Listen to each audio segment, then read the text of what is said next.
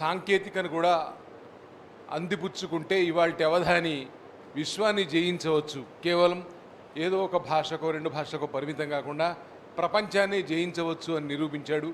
తాను ఆ దిశలో సాధన చేసి అద్భుతాలు సృష్టిస్తున్నాడు.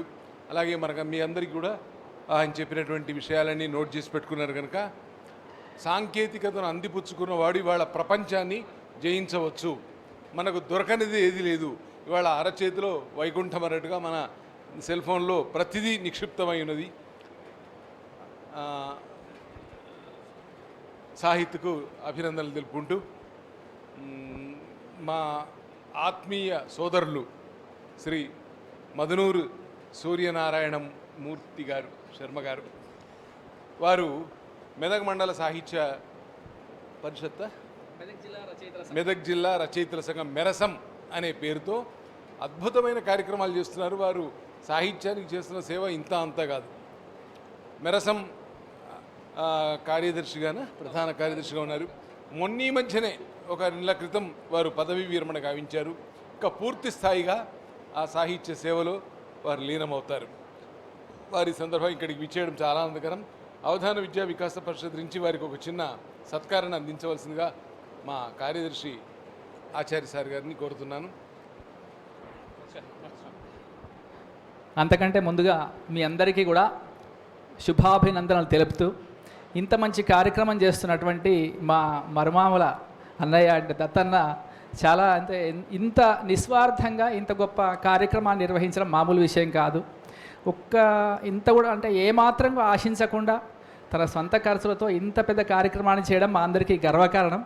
వారిని నేను ఈ సందర్భంగా అభినందిస్తూ మా అన్నయ్య గారిని నేను చిరు సన్మానం చేయాలని నేను ఇక్కడికి వచ్చిన, కానీ మా అన్న నాకు సన్మానం చేస్తా అంటున్నాడు.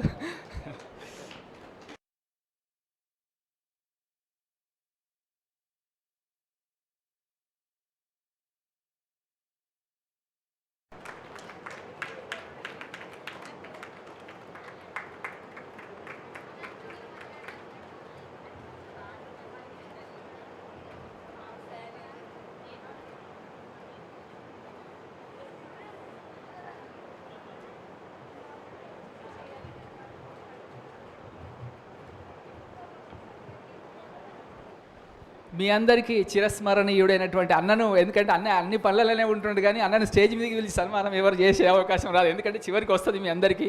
ఎప్పుడైనా మీ అందరికీ గుర్తుంచుకోవాల్సినటువంటి పని చేస్తున్నటువంటి మా అన్నకు ఈరోజు ఈ సందర్భంగా నేను సన్మానం చేయడం నా అదృష్టంగా భావిస్తున్నాను.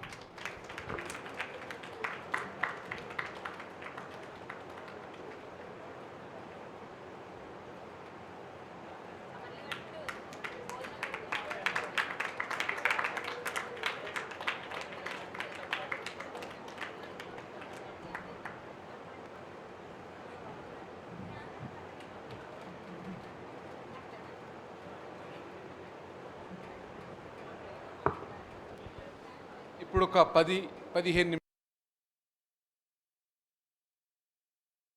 2 బిస్కెట్లు తీసుకొని వచ్చేసి మేడం గారి క్లాస్ని మనం కాంగని తీసుకుందాం. కాంగనే ఒక టీ రెడీగా ఉంది. ఒక 10 నిమిషాల్లో మళ్ళీ వచ్చి కూర్చోండి. సరిగ్గా 10 నిమిషాల్లో